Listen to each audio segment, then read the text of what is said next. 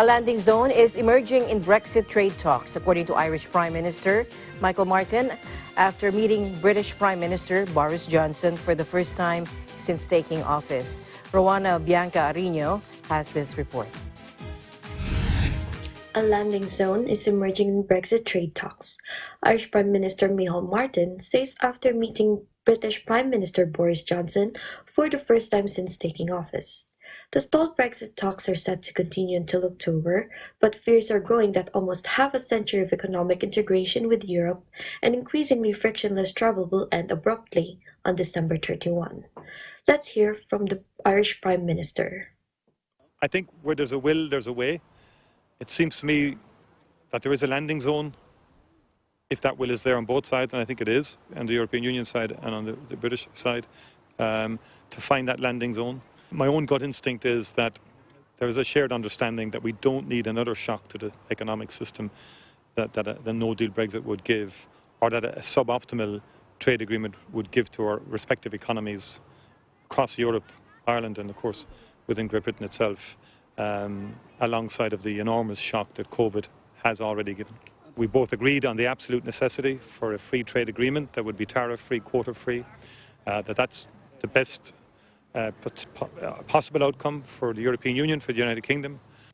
Ireland's Prime Minister Michael Martin said Thursday that his British counterpart Boris Johnson was very committed to reaching a trade agreement with the European Union after they met in Belfast. It was the pair's first face-to-face meeting since Martin was elected Taoiseach in June.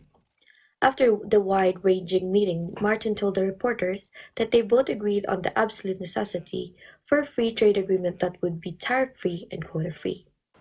He said it's the best possible outcome for the European Union, for the United Kingdom, and for businesses in the island of Ireland in terms of jobs and certainty. Martin added that Johnson was very committed to reaching a comprehensive agreement with Europe. Johnson was also scheduled to meet Northern Ireland's First Minister Arlene Foster and Deputy First Minister Michelle O'Neill during the visit. Ahead of this trip, Johnson said Britain would stand side by side with Northern Ireland. Britain formally left the European Union on January 31 after voting to leave in 2016, but is currently in a standstill transition period until the end of 2020 as it tries to negotiate a new trade deal with the European Union. Talks are ongoing to try and find a deal between London and Brussels. The stalled talks are set to continue until October, but fears are growing that almost half a century of economic integration with Europe and increasingly frictionless travel will end abruptly on December 31. Also on Thursday, Britain's senior Brexit negotiator David Frost tweeted that round 7 of negotiations would begin in Brussels next week. Frost wrote that their assessment is that the agreement can be reached in September, and they will work to achieve this if they can.